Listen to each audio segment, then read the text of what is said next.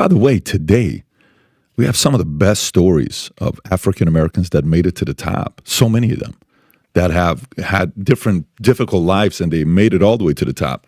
But we don't tend to focus on those stories. You know, we want to talk about what the white man did. We want to talk about how the boogeyman is the white man. The boogeyman is, Republicans. The boogeyman is this. And somehow, some way, I don't think that's working anymore, because even a lot of people who were part of that mindset are sitting around saying, I don't know if I fully agree with what you're doing. I don't know if these guys are really for us. I don't know if they're really supporting us. Tom, what was the story about Coca-Cola and Project Rainbow? I don't know if you want to uncap that. No, this was Jesse Jackson. Unpack that. Yeah. There was a book written about Jesse Jackson, Rainbow Push, Shakedown. And for all of the things that Jesse Jackson was involved in American civil rights, Rainbow Push, and correct me if you know a different history, lost its way. And it was fueling Jesse Jackson rather than fueling change. Well, he would go to companies and demand a consulting fee to bring diversity to management. Well, he went to LA Coke, which was the largest bottler of Coca-Cola in the United States. Their bottlers were regionally and were owned regionally. And he went in there and told the president, who has now passed away, but I had a personal relationship with him, and I knew this man.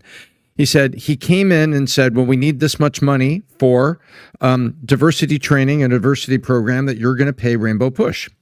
And he said, and then, we'll do a press release and do the stuff together. And he said, and they played along with it. And they said, come back in a week. He comes back a week later and he says, okay, here's what we're doing. Remember, this is Riverside outside of Los Angeles. Okay, the following people, including this large number of Hispanics in management, are going to be laid off so we can achieve your diversity goals. And we want you to be right there at the pulpit with us, at the podium with us, when we make this press release about what we're going to do and how we're going to change this. And Jesse Jackson says he stopped and he said, no, I don't think this is necessary. I don't think that we need to do this, because they called this bluff because they were already highly diverse in that area because of the tremendous Hispanic population and Asian population. It was Riverside, and it was already, just because they were hiring from the local community, they had the face and the ethnic mix of the local community. And Jesse Jackson thought he was knocking on the door of Coca-Cola, not a locally owned business that was already fairly diverse for its time. And they called this bluff on it. They say, yeah, come on up to the podium and let's announce all these people are getting laid off to do it your way.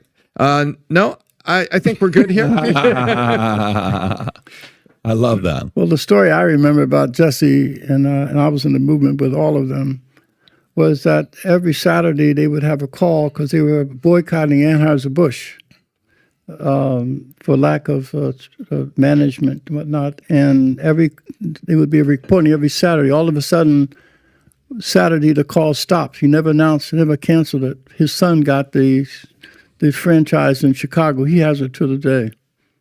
So when his son got the distributorship in Chicago, the protest went away. Get out of here. No. Can you search that? Are you? Check it. There's a book that was written. Who wrote the book Shakedown, Robert? Have you read the book? Yeah. Unfortunately. Wow. Two of Jackson's sons, Joseph and Jonathan, were granted a lucrative Anheuser-Busch distributorship in Chicago in 1998. This franchise gives the younger Jacksons exclusive rights to sell $30 to $40 million worth of Budweiser and other products in an area that includes Wrigley Field.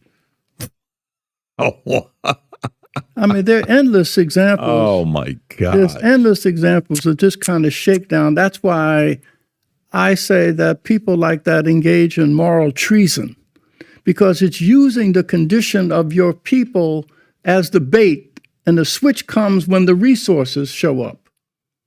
And you use it to do that. I mean, they even wrote a book about it. Rob, you just found this here, Shakedown, Exposing the Real Jesse Jackson. This was written in 2003, 5 years after he did that. I think it was in 98 or 99. And it became a New York Times bestseller, Shakedown, Jesse Jackson. Does Jesse Jackson still carry the name, the weight that he did 20, 30, 40 years ago? I don't think he has for the last 20 years. For the last 20 years. Again, but he's more darling of the liberal white press than he is the black community. You don't see him in communities. It's like you don't see Sharpton and Ferguson or any of these other communities either.